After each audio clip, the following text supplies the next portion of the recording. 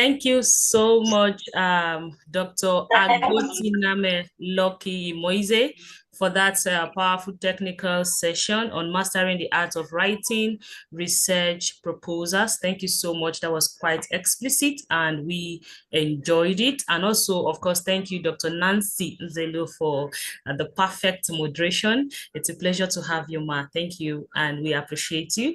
Just like Dr. Nancy said, we'll make progress at once with the next speaker.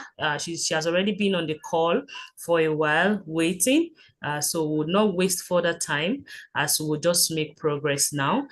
Before I bring her up, we're going to have technical session 3 on empowering open science and digital innovation, building resilient research communities across Africa.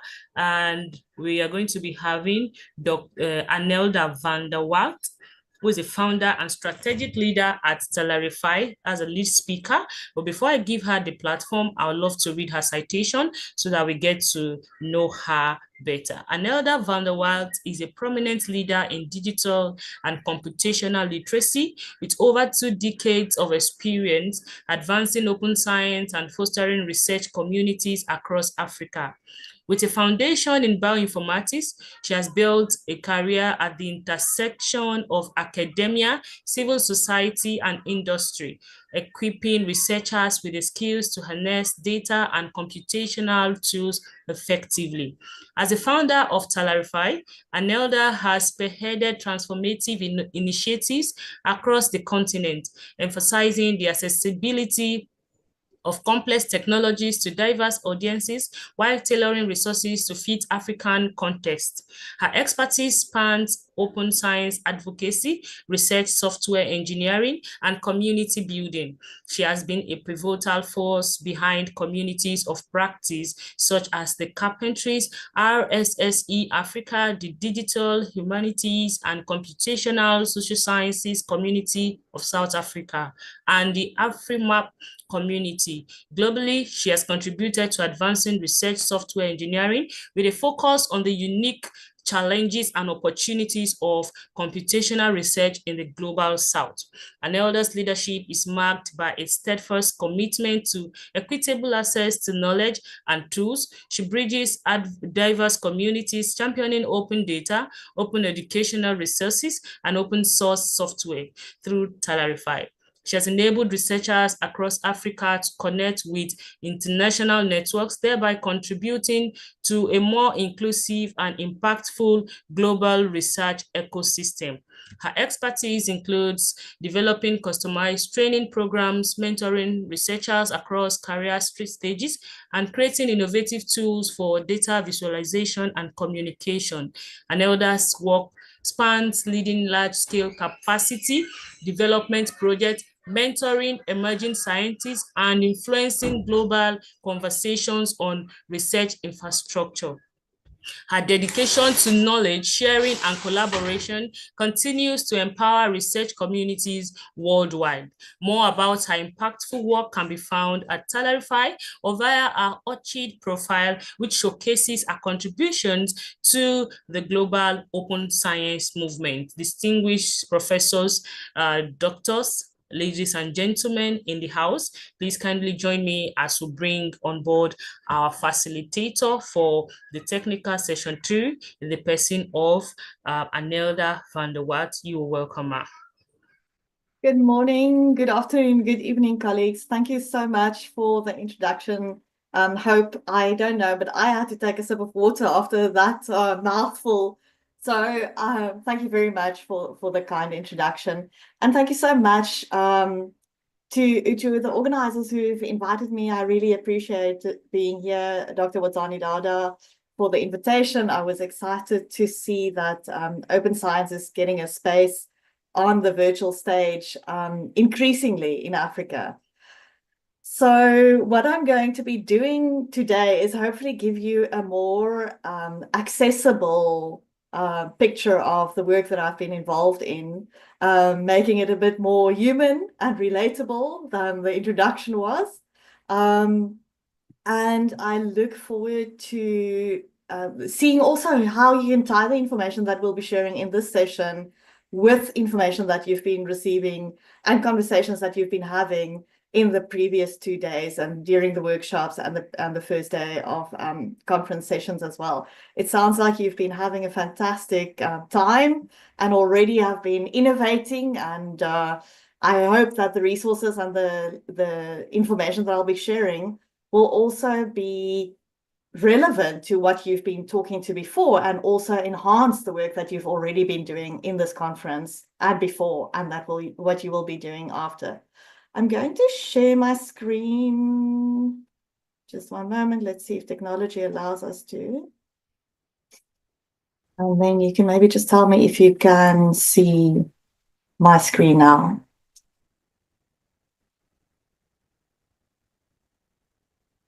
Is it good? Can we go? Yes. Wonderful. Thank you. So colleagues, as I said, it's a great privilege for me to join you on the virtual stage today.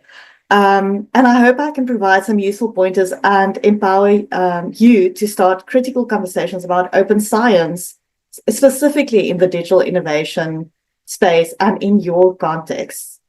I really, really want to encourage you to ask questions, critique the information I'll be sharing, and make suggestions about the way forward throughout my presentation. I'm much more comfortable having one-on-one conversations, trying to tailor information that is available to everyone's specific need. But I was also really excited when Dr. Wazani was telling me that we've had such a wonderful response to this conference and that there's so many people in the audience. So some of the information might be more relatable, some of it might be more foreign, some of it are discipline specific, but some of it is quite generic. And I really, really would like to encourage you to ask those questions that might make the information more useful to you in the short term. And I will aim to answer the questions.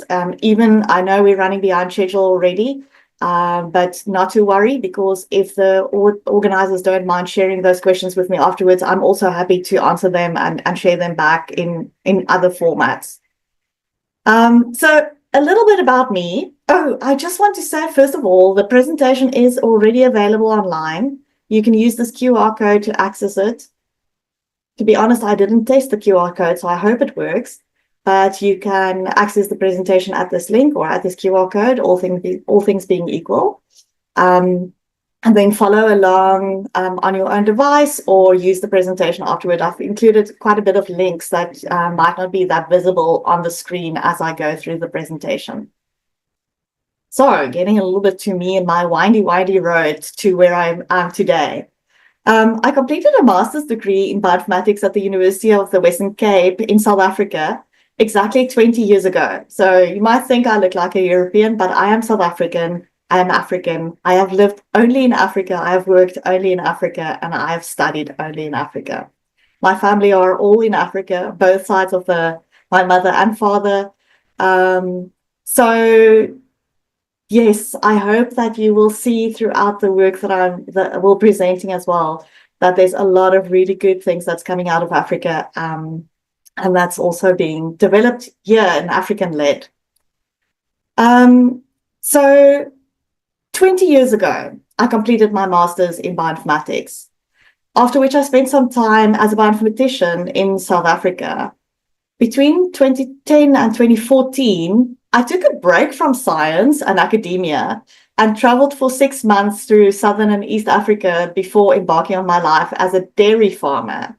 And those 6 months in Southern and Eastern Africa was some of the best times of my life. And I hope that I will have a chance again to spend that much time on the rest of the continent. Luckily, I've been back to Ethiopia, Zambia, Zimbabwe, Namibia, Mauritius, and I'm sure a few other places, Malawi, Kenya, since then.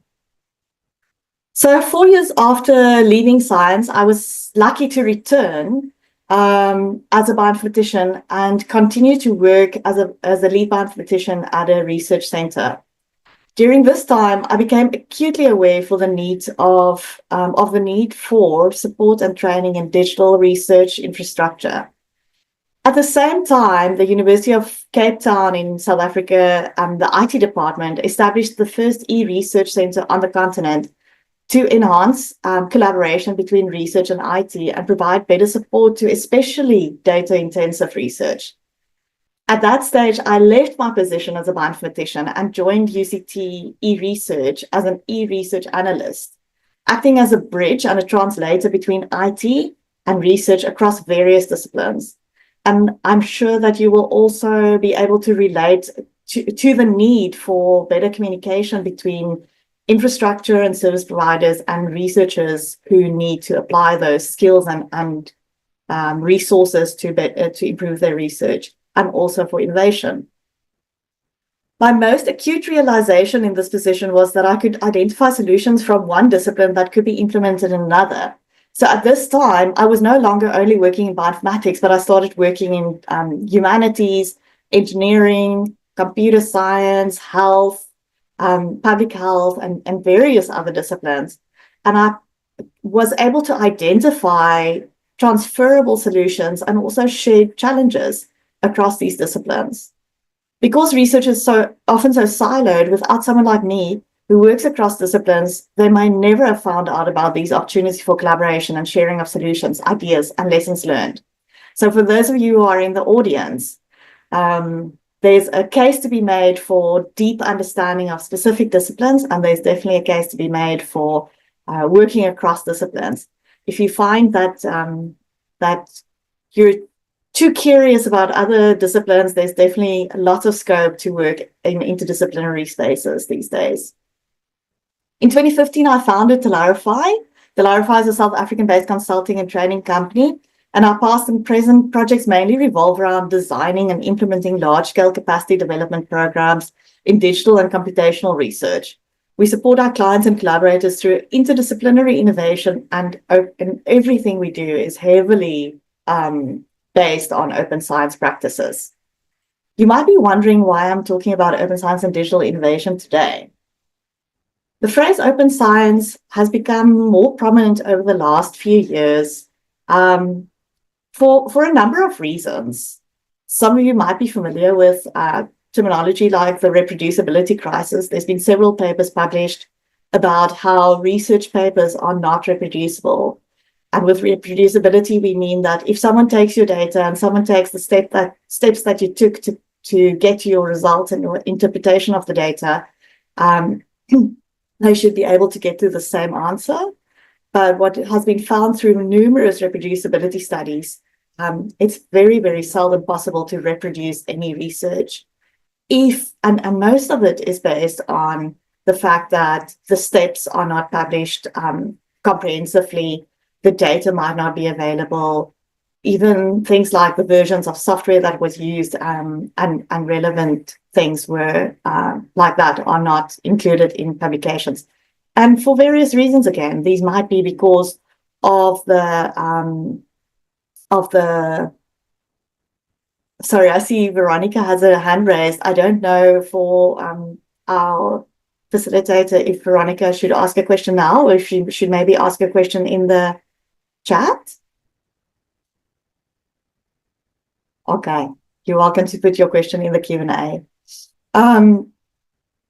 Another reason is access to knowledge. So open access publishing and data sharing has broadened participation and can democratize knowledge so that we can include not only researchers and scientists in the discovery and innovation process, but also the broader society.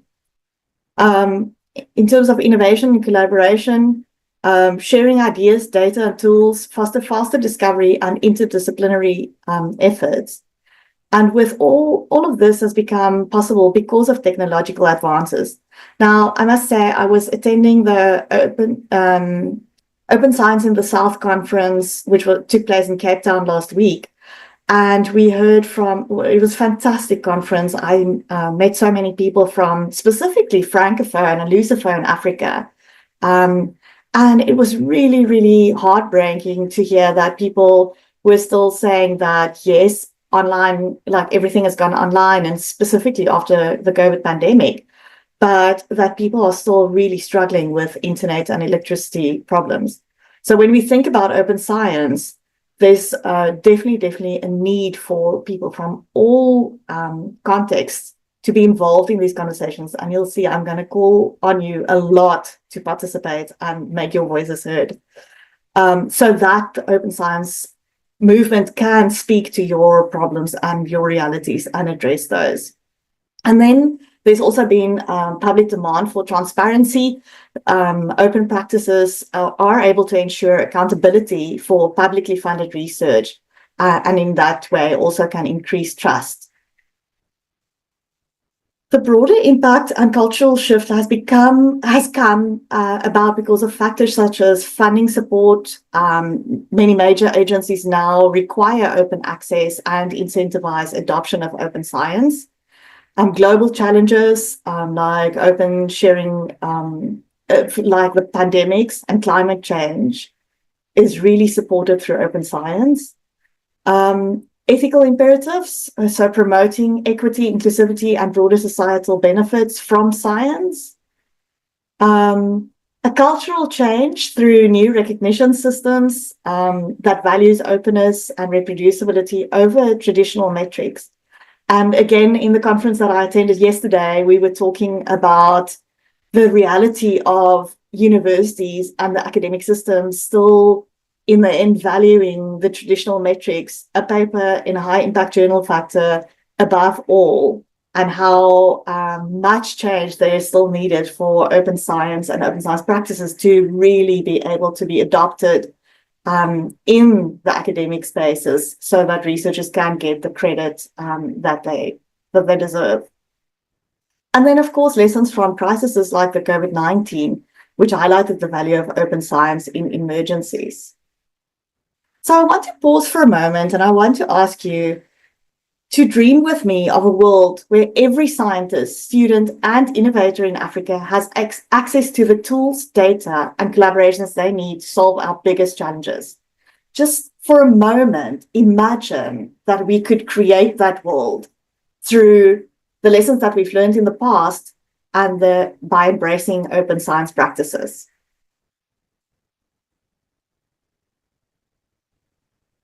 With what we'll discuss here today, I hope you'll be able to identify opportunities that open science brings that can make this dream a reality.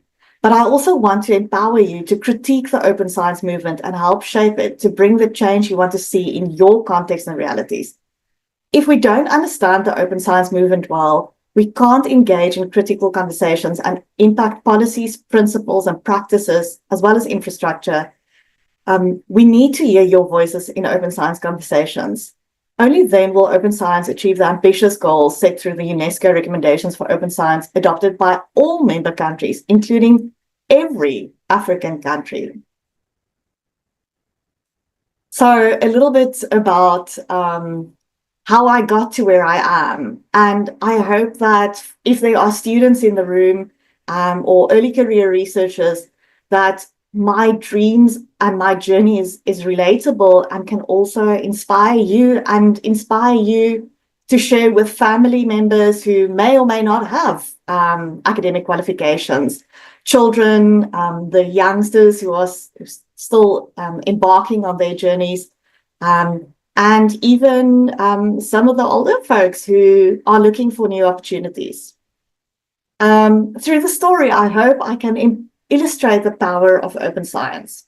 So as a young girl, I dreamt of being a doctor, I think from at least the age of 7. I worked hard. I was a very diligent student. I worked hard and I studied hard, but I wasn't accepted into medical school, to my great surprise and disappointment. I applied for medical school for 6 years in a row, but still couldn't get in. In the meantime, I started to study for a Bachelor of Science degree with microbiology, biochemistry, and genetics as majors, hoping that would have gotten me into medical school. It did, but by the time I got into medical school, I decided I'm too old. I'm not starting as a first year now, so I'm just going to continue with what I've started. So I did my honors in genetics and started looking for the next step, but was very unsure about what to do. I was interested in computers, I'm talking about in 2002 now. So yes, the computers were around. And I was interested in life sciences. But at that time, you had to choose between working or studying in life sciences or working and studying in computer sciences. By chance, I met a professor of computer science at the University of the Western Cape, which is surprisingly one of the universities classified as a historically disadvantaged institute due to the history of South Africa. So it wasn't the most prestigious university at the time. He told me about a new program being developed at the South African National Bioinformatics Institute on campus, a degree that combines life sciences and computers. They were just recruiting their second intake of the first master's degree in bioinformatics on the continent, as far as I know. I was lucky to be accepted into the program, one of 5 students. And I started dreaming of creating a company during this time. I don't even know why that dream came about, but I was just thinking, I think I can do a company. I can come up with something innovative. At this time, I was in my early 20s, and my life took many twists and turns before I finally founded Telarify 12 years later. During my master's studies, I learned about various aspects of open science, including open source software, open educational resources, interdisciplinarity, data sharing, the power of digital research infrastructure, and much, much, much more. For my master's project, I developed a prototype visualization tool for integrating different types of HIV data, immunology, virology, and genomic data. The base code was developed by colleagues in the United States and was used in model organism genome visualization, so much larger scale than HIV. But my supervisor had the vision that we could adopt and adapt the open source code for our purposes. I learned the value of building on top of what exists rather than starting from scratch. And I also learned about contributing back to projects that I use in my own work. 20 years later, I'm teaching those same principles to researchers worldwide through my company. I have even taught medical doctors how to analyze their data. Life is a strange way of getting you to the right place at the right time. Over the 10 years of Telarify, I have created employment for others, have had the opportunity to work across sectors, including government, academia, and industry, and continue to learn and grow as part of my open science communities. As a small enterprise, I could access free and open source software and educational content to get my company going. Because of open access publishing, I'm able to access scholarly works to base my research and solutions on. And everything I've published has been in open access journals to ensure my work can be of immediate benefit to others again, even if they are not affiliated with affluent research institutions. My story isn't about a glamorous startup with huge venture capital behind it. Neither is it about a company that created thousands of jobs. But we have reached thousands of researchers and postgraduate students like yourself across the continent, and we have changed some people's lives by opening up opportunities, resources, and communities where they can grow, learn, and innovate. So let's take a step back and explore what open science really is. Maybe I can also just ask, how much time do we have? I know we started a little bit late, so I just don't want to be caught getting too excited about what I want to say and being not getting through the presentation. If Hope can maybe just tell me how much time do I have? All right. We have about let's just say 10 minutes more. I don't know if that's too small. It's fine because all the resources that I wanted to go through is shared in the presentation. So even if we don't get through everything, then people still have access to it. So Right. I'll speed up a little bit. Thank you so much. Okay. So I think what's most important about open science and knowing about why open science is important to you is because of the UNESCO Declaration. So UNESCO has, like all the African countries are members of UNESCO, and they've adopted these UNESCO recommendations on open science. And these open science is a set of principles and practices that aim to make scientific research from all fields accessible to everyone for the benefit of scientists, and society as a whole. It's also about making the process of science open to a broader set of community members. So these these recommendations were adopted just over 3 years ago in November 2021 at the General Conference of the UNESCO. And it underscores the importance of open science as a tool to improve the quality and accessibility of both scientific outputs and the scientific process, to bridge the science and technology innovation gaps between and within countries, and to fulfill the human right of access to science. And I think this is really what it boils down to, is the human right to access to science. According to, well, you can read the slide, but according to the UNESCO recommendations, open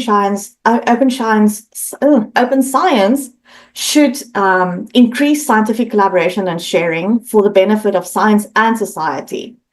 Importantly, it should make multilingual scientific knowledge openly available, accessible, and reusable. And I'm sure in the audience, I see there's now 263 people in the audience. We have a wide representation of languages, and definitely languages that are not available in the scientific literature yet. So you might be excited to know that later on in the slides, I'll be sharing some resources for around African languages as well.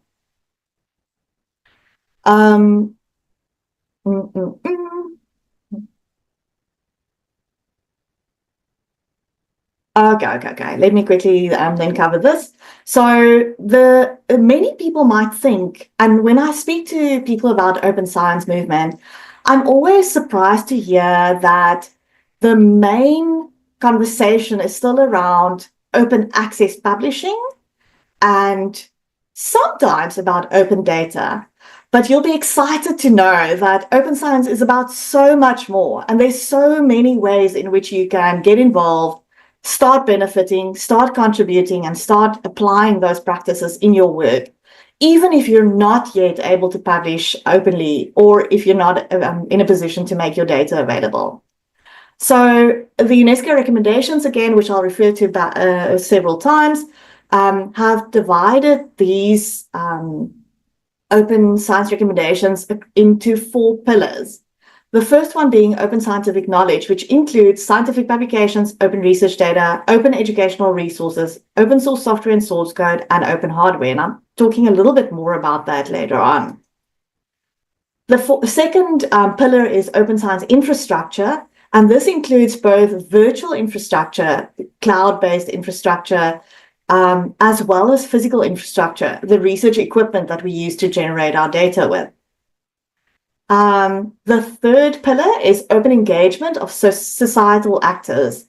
And here we are talking about citizen and participatory science. You can see that this already brings to the fore the expansion of the research process to include non-academics, scientific volunteering, crowdsourcing, and crowdfunding. And finally, the fourth pillar being open dialogue with other knowledge systems. And here we're looking specifically at including and protecting Indigenous peoples, marginalized scholars, and local communities. So I was speaking to colleagues of mine the past week. We were busy developing a new open science workshop specifically in the omics space. And I was saying that I want to create a visualization that people can remember when they think about where to start with open science.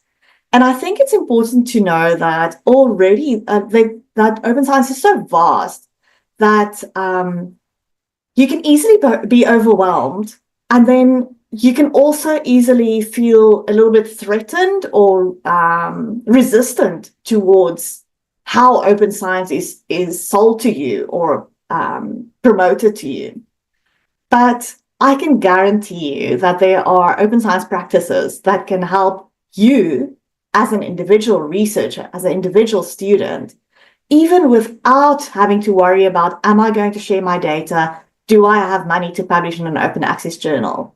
There are very, very small changes that you can make to make your science more open to yourself, which means that you can build on your own work, save time, be more confident in your results, And by doing things for yourself, by applying some of these open access, open science practices in your own work for yourself, you're already setting yourself up for better collaboration. And when you get to the point where you are able to share your work openly, or where you have the confidence, or where you have to do it because a funder or a publisher is saying that now you have to share your data if you want to publish with us, or now you have to share your data because we funded the data generation process.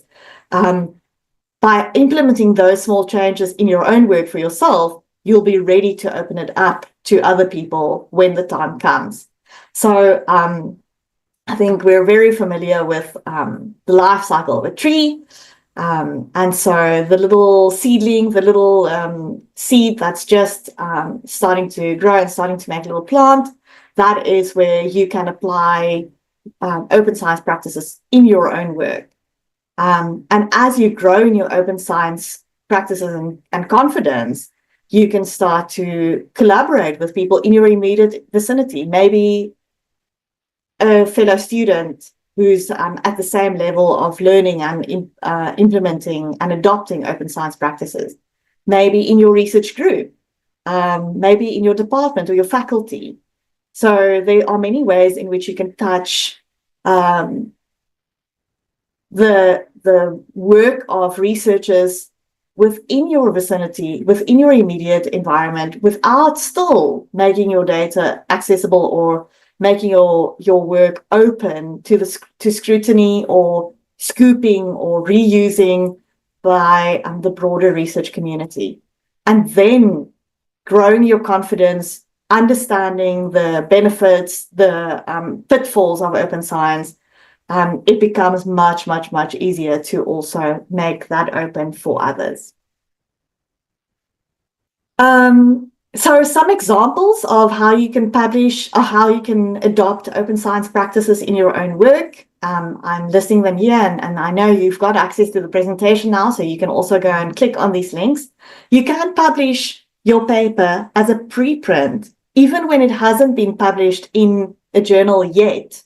And the link that I share there is the Open Policy Finder.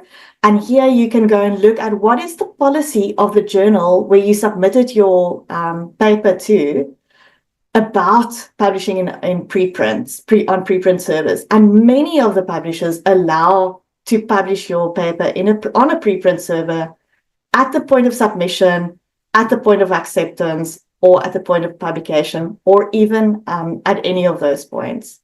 There are so many data sources that you can look at and reuse. But here I want to talk about specifically metadata. When you are creating data, make sure that you take note of how you created the data. What was the samples from? What was the conditions under which you generated the data? What date, what time, what's the weather, depending on your discipline, of course. Who did it come from? And those pieces of data is called metadata, and metadata allows you to understand your data better in future, to reuse your own data for future projects. If you're a researcher, for your students to reuse it, for honors, masters, PhD students to use data that has been generated within your lab confidently. But it also empowers you to open that up to the broader community later on, should that be the right thing to do.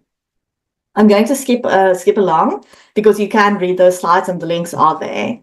And then I just simply provide some information here about how it could benefit others if you start using if you start implementing open science practices in your own work.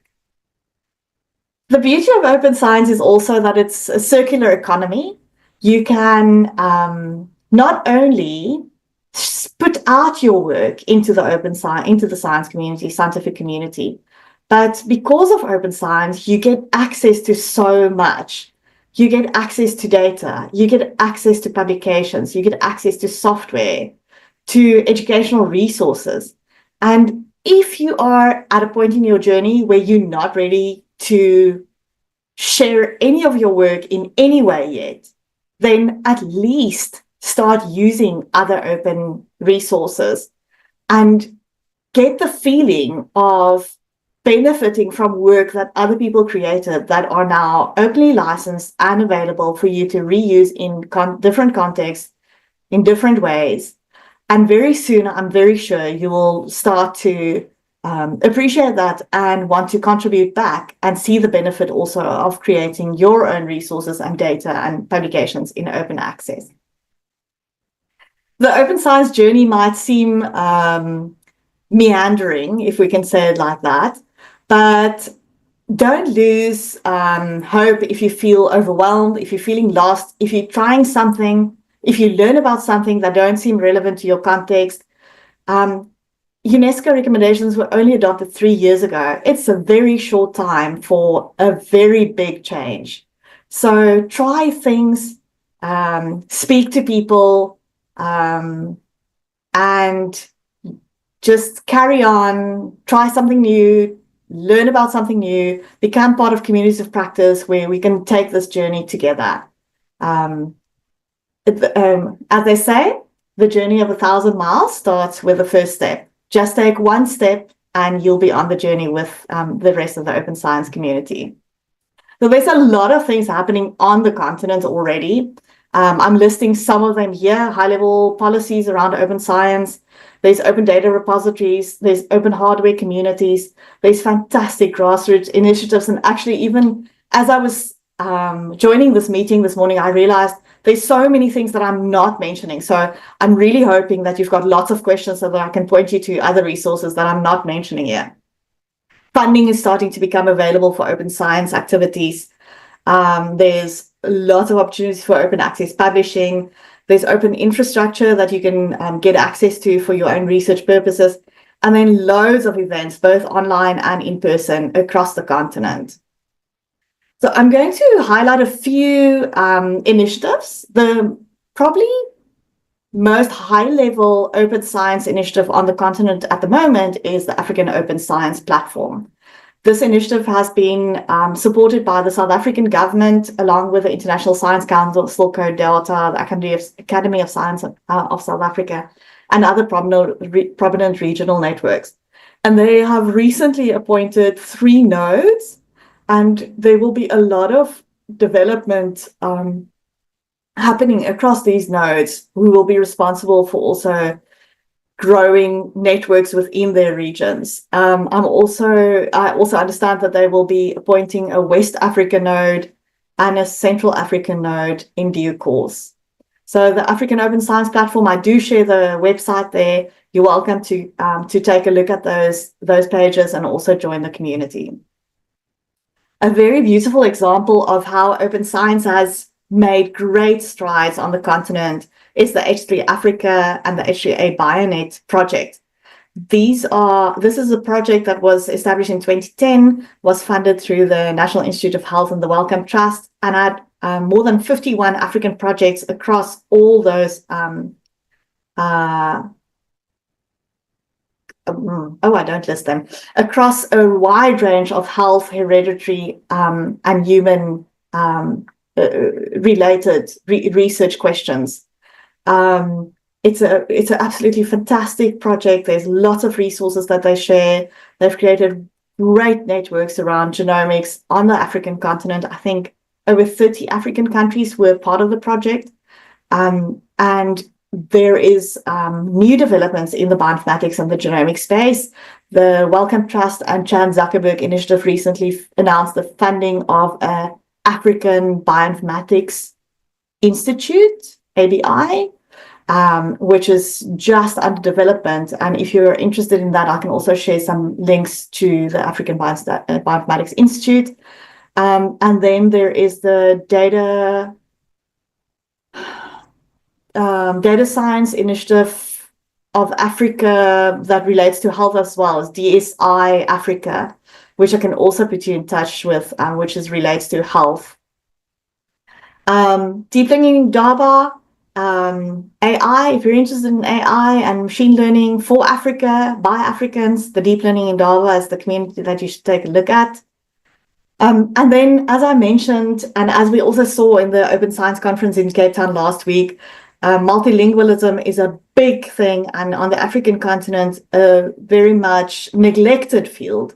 So I wanted to share with you Masakane, LAN Africa, and the work of the South African Center for Digital Language Resources in terms of creating more resources for African local languages to make research accessible to the broader public, but also to allow researchers to publish in their native languages.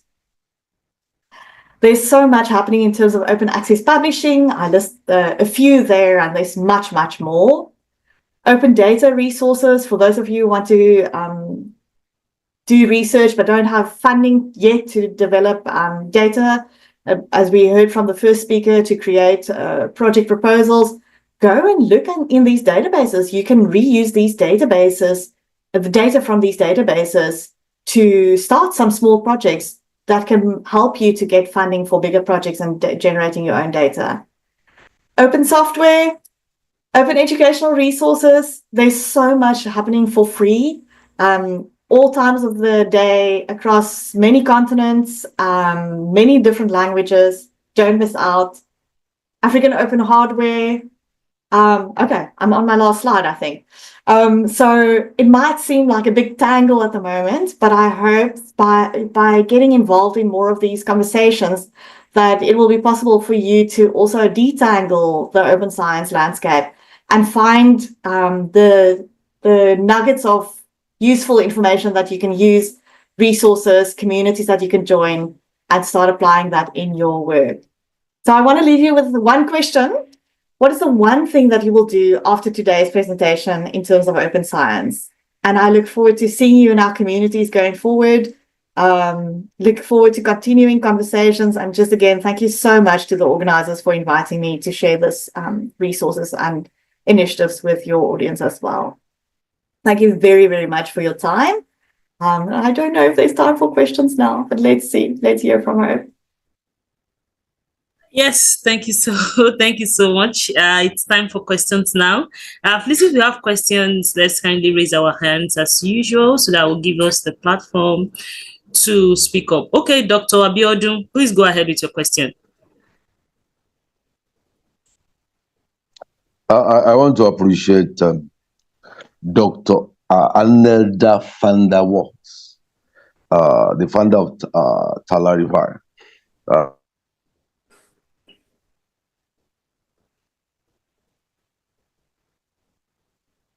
I want to ask, can we really empower open science and digital innovation through our primary education? My question again is, how can we have effective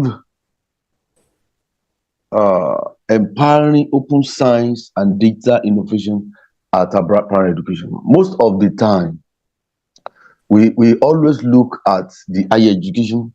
We sometimes or seldomly look at our secondary education, but we always forget the primary. And when you talk of foundation is the most important thing in life. Even the Holy Scripture buttress the fact that if the foundation is destroyed, what can the righteous do? So how can we have effective empowering of open science and digital innovation at primary education? Thank you very much.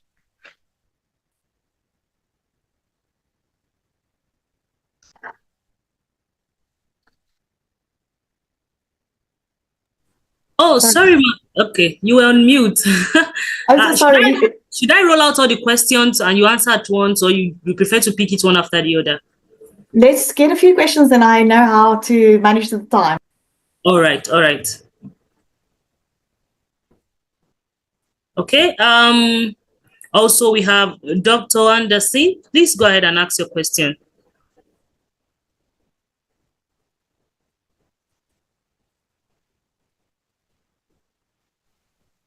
Okay, thank you for granting me the opportunity to ask my question.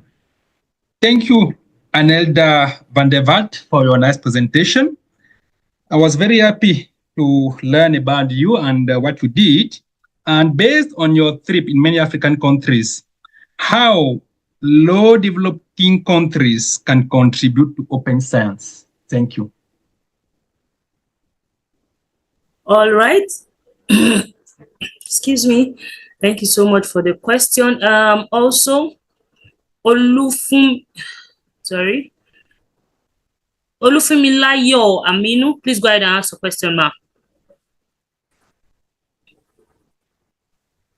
Thank you for a wonderful presentation.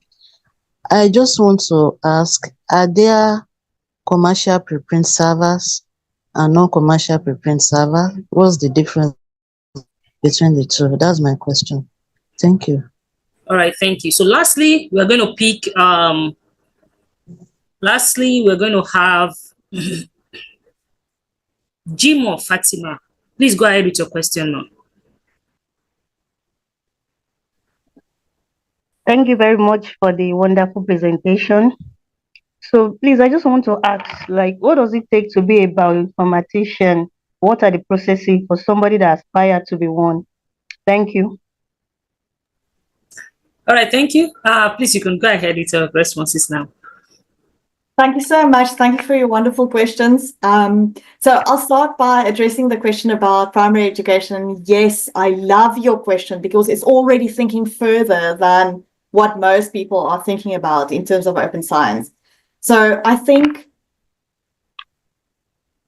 there's so many ways in which we can make sure that primary education are also benefiting from open science.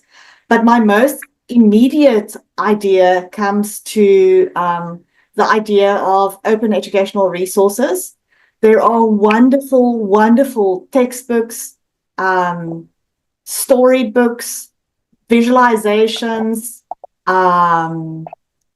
recordings, all kinds of resources that can be used in teaching. So even for teachers who might not have access to a lot of resources, these open educational resources are available. And in many cases, there are resources that are being made available under open educational resources specifically for low resource environments. And I'm not very good with typing and talking at the same time. So if I take a breath, I'm going to share in the chat with you a link to Open Education for a Better World, or you're welcome to Google that, Open Education for a Better World. I think there's some work being done in terms of bringing specifically open education to younger audiences as well. But I can think a little bit about that. Furthermore, at a young age, I know we were trialing coding workshops in South Africa at the primary level of education.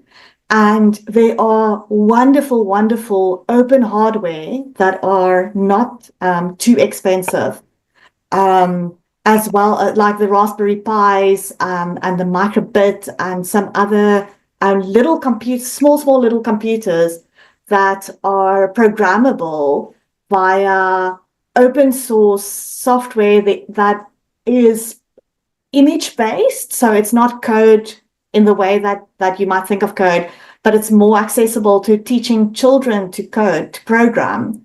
And all of those tools are freely available and open source and very, very cost efficient. So coding, open hardware, and I think I'm running so badly out of time, but there's many ways in which primary education can benefit. But for primary education to benefit, primary educators should know about the open science movement and the resources that are created there. And for that, we need to talk about open science a whole lot more in our institutions and beyond our institutions. The second question was, how can low developed countries contribute to open science? Again, open science offers access to free and open source software that are alternatives to the very expensive data analysis software with high licensing costs like R and Python.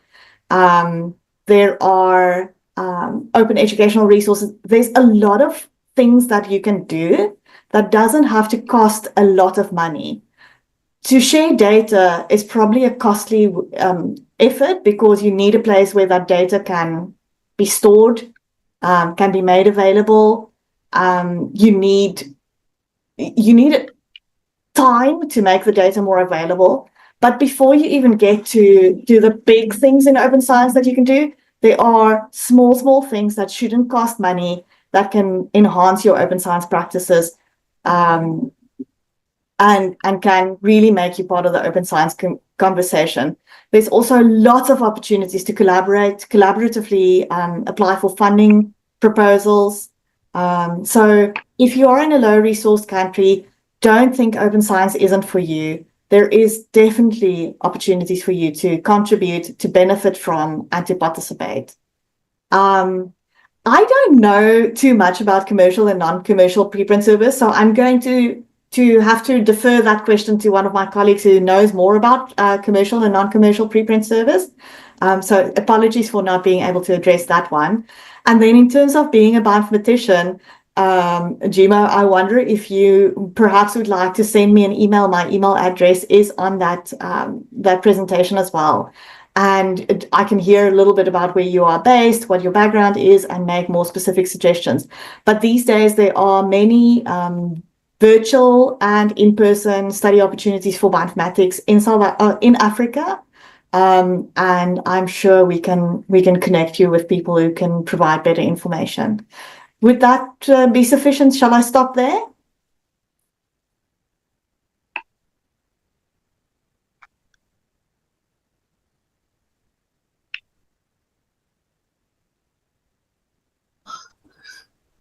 Yes, I believe that answered lots of the questions. That was a wonderful presentation and response. Thank you. We don't want to waste further time. We still have other questions. I would suggest you kindly drop the links in the chat box so that they can access all those programs we're talking about, the sites. They can easily go there and have access to them. I think that would answer most of their questions, because we actually really need to make progress. And with that, I would say thank you so much to the global Anelda van der Watt. It feels so good to have you on this platform, and the lecture is so amazing. Listening to your lecture, I feel like taking another part along open science data, because you actually made it so interesting and loving, and it's something I would really love to be part of. And I must confess, your presence in this conference has brought so much value to it. Thank you so much, and we appreciate your presence, and definitely we hope we'll do more of this in the future with you. Thank you so much, Anelda van der Watt, leader at Talarify. It's a pleasure to have you, Ma.